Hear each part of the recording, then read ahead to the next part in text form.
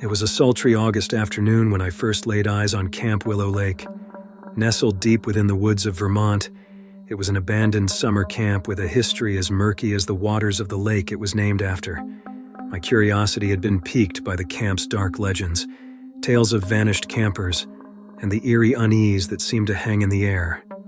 Little did I know that my decision to explore its forsaken grounds would plunge me into a nightmarish world of unspeakable horrors. The path to Camp Willow Lake was overgrown and barely discernible beneath a thick carpet of decaying leaves. Trees, ancient and gnarled, whispered secrets to each other in the ghostly breeze. It was a quiet so deep, so oppressive that it clung to my skin like a wet shroud, refusing to let go.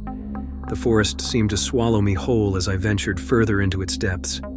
Camp Willow Lake had been abandoned for decades, its buildings long since reclaimed by nature.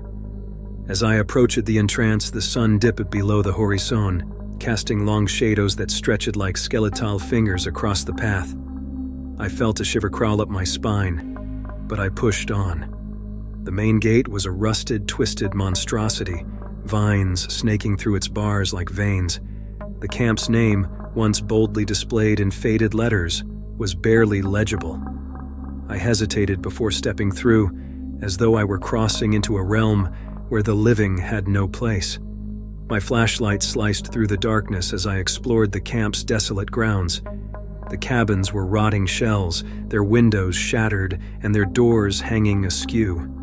Inside, I found remnants of a forgotten time, dusty cots, moth-eaten sleeping bags, and toys that had long lost their color.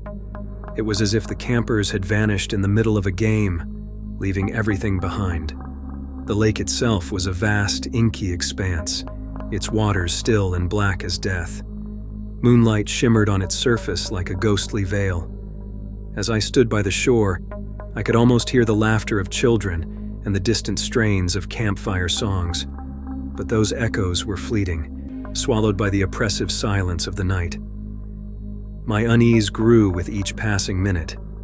It was then that I noticed the first whisper, a soft, barely audible murmur like voices carried on the wind. I dismissed it as my imagination playing tricks on me, but the whispers persisted.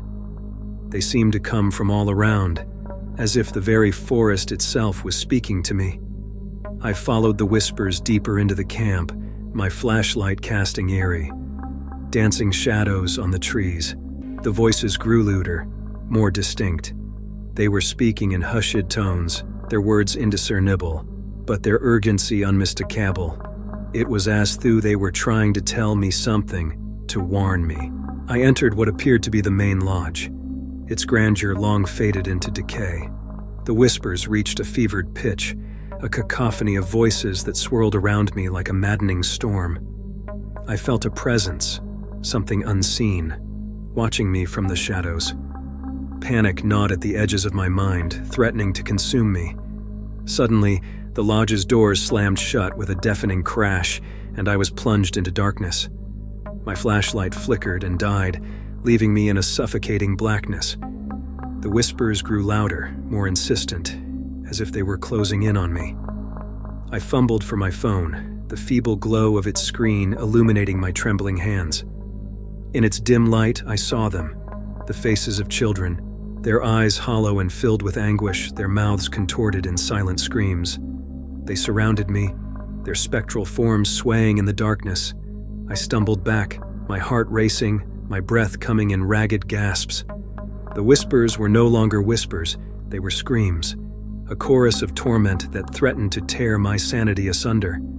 I tried to run, but the children were everywhere, their cold, clammy hands reaching out for me. In a final, desperate act, I screamed, a primal cry that shattered the night, and then, as suddenly as it had begun, the horror receded. The lodge doors swung open, and the children vanished into the shadows. The whispers faded, leaving behind an eerie silence. I stumbled out of the lodge, my legs weak, my mind reeling. The forest, once oppressive, now seemed welcoming in its darkness. I fled, not looking back, not daring to glimpse the faces of the children who had haunted me. As I emerged from the woods, the first light of dawn kissed the horizon. The camp, in the gray light of morning, appeared no different than it had when I arrived. But I knew the truth. Camp Willow Lake was a place of unspeakable horror, a realm where the spirits of lost children whispered their agonizing tales to anyone foolish enough to venture too close. I never returned to Camp Willow Lake, and I never spoke of what I had witnessed. But the memory of that night, of the whispers and the faces of the tormented children, haunts my dreams to this day. Some mysteries are best left unsolved, some horrors best left undisturbed, and Camp Willow Lake is a testament to that chilling truth.